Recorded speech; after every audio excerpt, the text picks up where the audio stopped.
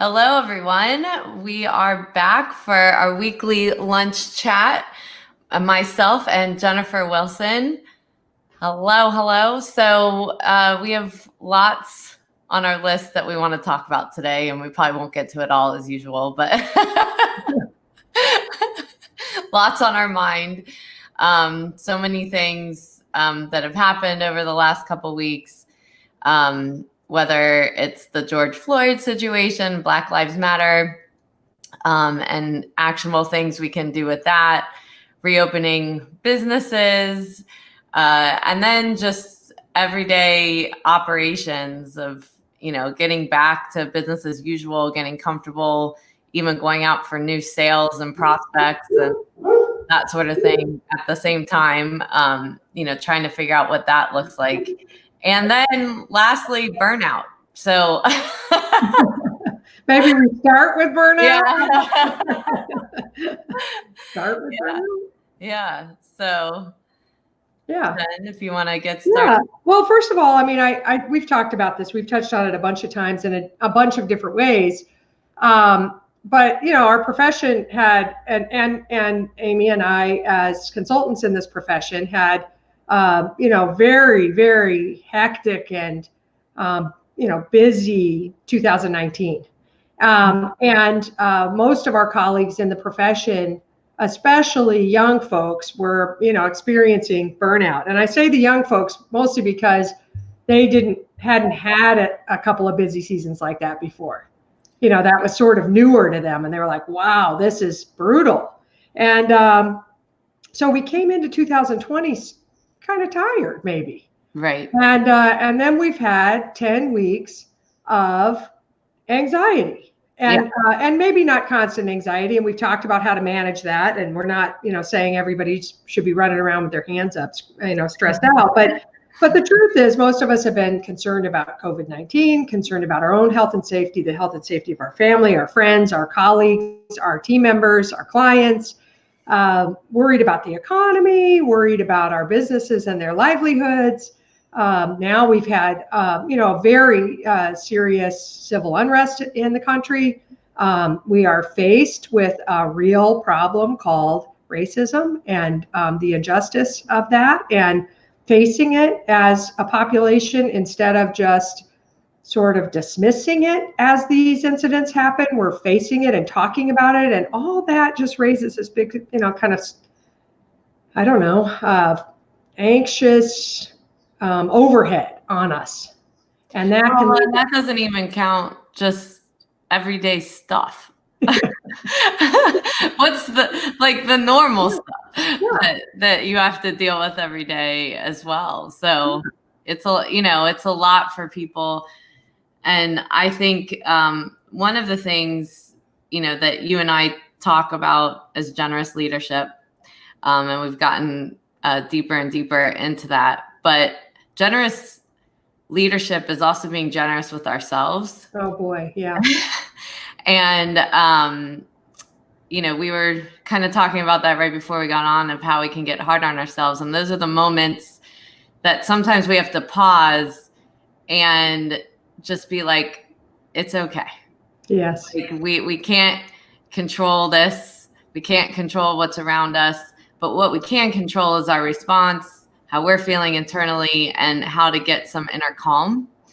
And I think all of these things can escalate a lot of not just anxiety because of it happening, but all the discussion and getting wrapped up in social media and so forth. And then maybe feeling like we're not doing enough.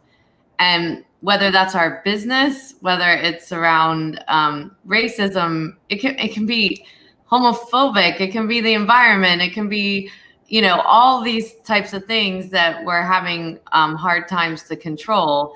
But, when we business plan, when we go through things from a business perspective, it's important that we actually pause, assess, come to it with a place of compassion, and then start deciding what's our most important action to move forward. And one of the things you did this week, I saw last night that you post, was your post around Black Lives Matter. And I know that was very emotional for you to do this past week, but that's your pause and action. Yeah. Yeah. I mean, you and I have also talked about this, and we talk about it a lot with our teams and with our clients in this overwhelm, or sort of like, my gosh, there's this massive sea of stuff that I should be doing. What do I do? And I always say, we can focus on the macro, and I do think we have to look out on the horizon and focus on the macro. But in truth, you can only affect the micro. Like, what can I do today? What can I do today? And so in this issue of racism, I have been in active dialogue asking my friends, my Black and African American friends and family members and colleagues and people of color, just what is your experience in our country, and what is your experience in our profession, if they're in our profession, and how can I help? And I've been doing that the last few weeks, and I'll confess that I wasn't doing it enough or really at all before then.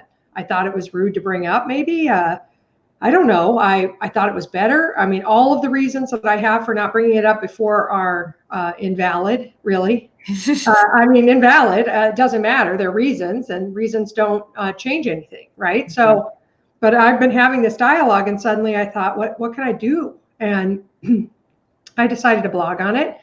And I was afraid that I would, offend. And I've gotten a little bit of interesting response to it so far, support and some maybe pushback, I guess would be the phraseology, but I'm really glad to have gotten my thoughts out, kind of coughed them up so they're not sitting inside me perhaps, and to start more of a dialogue with more people because of it. So yeah. I do feel a little bit like now I'm in action. Now I don't have to feel sort of paralyzed by this problem.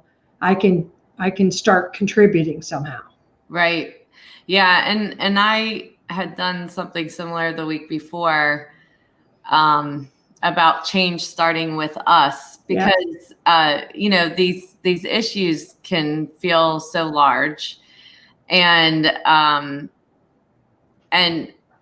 so I have a close friend that's an African American. He put his video out that I think was so important. Unfortunately, it's on his private space, so I'm gonna have to figure out a way to push it out publicly, talking about the African American community and how, the support that they need. And one of the big things that was brought up in his video was about, in that community, there's not enough police officers that are African American. There's not enough politicians that are African American.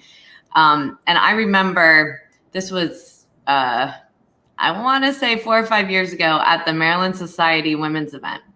And Rich Caterano was the speaker. And he was talking about that he was put as chairperson of the diversity committee for the AICPA. And he's a white Italian man, for anyone that doesn't know him. And he was talking about, he was like the last person that should have been selected to be the chairperson of this committee, with 12 white men as well. Yeah. And the first approach that he had, and I think this is so important because I've heard this for so many years at corporations that I've worked at jobs I've worked at, whether it's been women's issues, whether it's been race issues, is, well, they haven't applied. So his first attempt at this was saying to his committee, we need to seek out the right people that need to be sitting in this room, because we cannot speak for African Americans, for white women, for all of these different, issues that there are. And they're seeking found Kimberly Ellison Taylor. Yes. Who, ended up being a global chair for the AICPA and probably one of the most impactful people in the profession. I agree. But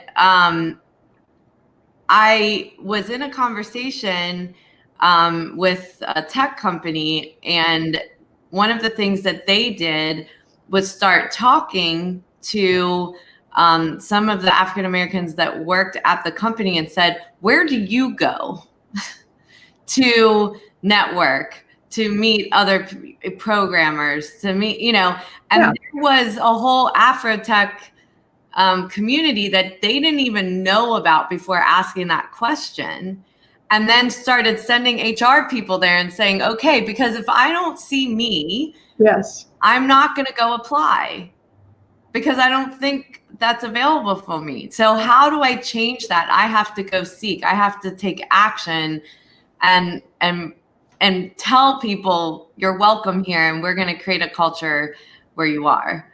Yeah.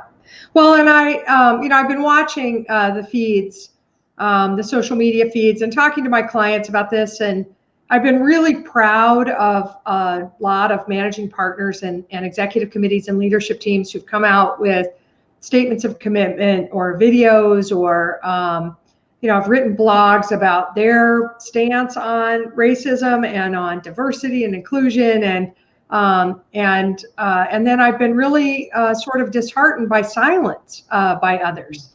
And I was out there. I posted this blog of mine yesterday, and was reading some of the posts on LinkedIn from Black and African American professionals, and a lot of them were like, hey, it looks like business as usual here on LinkedIn.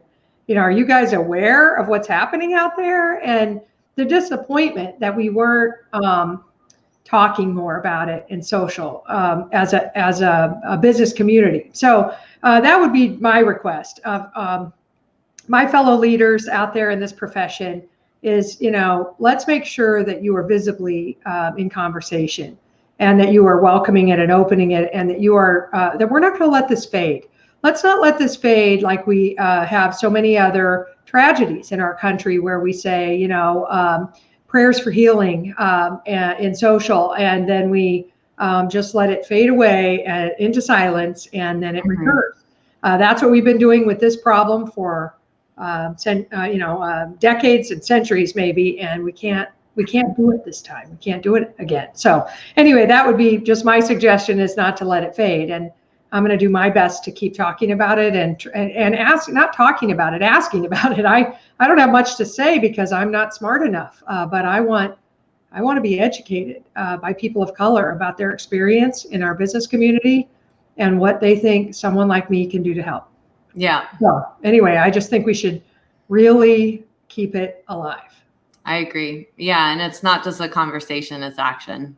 Oh, yeah. As soon as they give you ideas, get on it. Yeah. Whatever those are. Yeah. Yeah. Well, maybe we need to start a initiative, Jen. Yeah. Our own initiative committee going forward of people. So if you're interested, let us know. That's awesome. That'd be great to hear from you if you thought that we could do something as a group. Yeah. I'm all for it. The other thing, Amy, is I want to circle back to burnout for a quick second, because we opened with it and sort of named it, called it. But I do want to say that, and I've said this a couple of times in our lunch chats. Our team started meditating using an app, optional meditation as a team on Zoom. We fire up the app, and it takes 12 minutes, and we meditate, and it's awesome.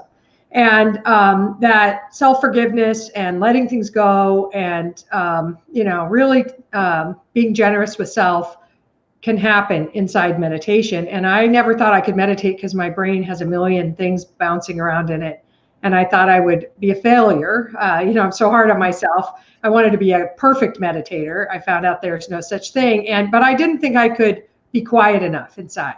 And I have been surprised at how quickly I have been able to sit in silence in meditation without thinking through all my work to-do list and stuff in my head. And it's like having your brain washed. It's like, and I don't mean brainwashed like now I'm programmed by somebody. I mean going through a car wash. Your brain gets washed clean, and you come out of that meditation so much clearer and more focused. And the little things just aren't as meaningful, and I highly recommend it.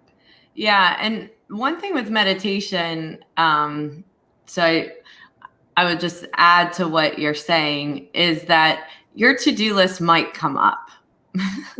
And meditation isn't necessarily where you shut that out. It's observing that's really in there for you right now. So the intention is that if I do have my to-do list going through my head and it's bothering me, then when I go into my next experience, I'm aware of what's happening internally for me. Yes. So that it's more than, I'm not going to feel bad that I've got this to-do list, that it's Right. that I want to be clear that I might be really stressed out. And so when I have that experience with someone else, I'm like, oh yeah, it's because I keep thinking about my to-do list and I feel like I can't get it done.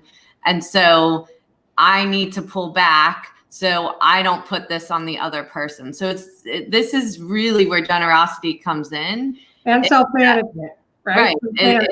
Is that we are really clear on what our part is in an experience. And I know for me, where I'm obviously a regular yogi, teach meditation. I've gone through a really hard time over the last year, and I'm having trouble meditating. I'm having trouble sitting still. Things that help me aren't helping me right now. Yeah. And so because things got so turned around so fast, besides all the normal stuff that's going on in our life, and I think what I've had to make sure I really do is not get hard on myself, like, you must meditate. Right. Oh yeah. Not working for me right now. Let it go. So I've tried to journal. That works some days. That doesn't work some days.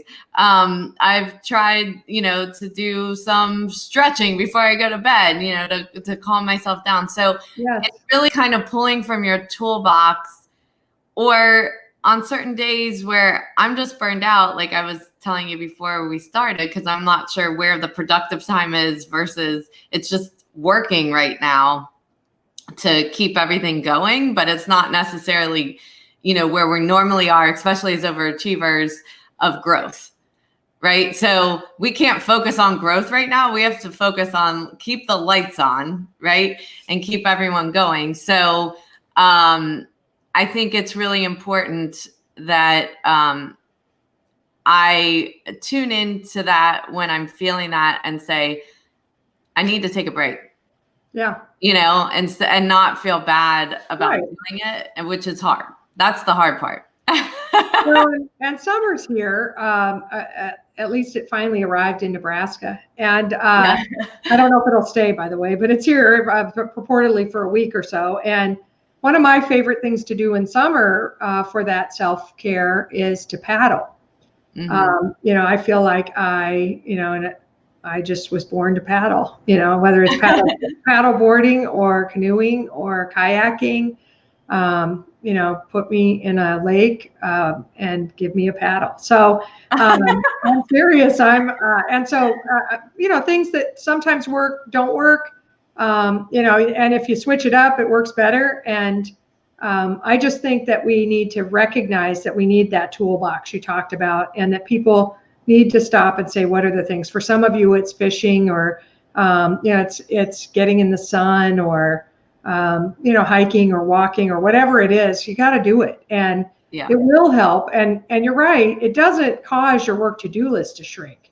The only thing that causes that is you reprioritizing, identifying your top priorities, and getting rid of the stuff that just really isn't going to get done and isn't that important.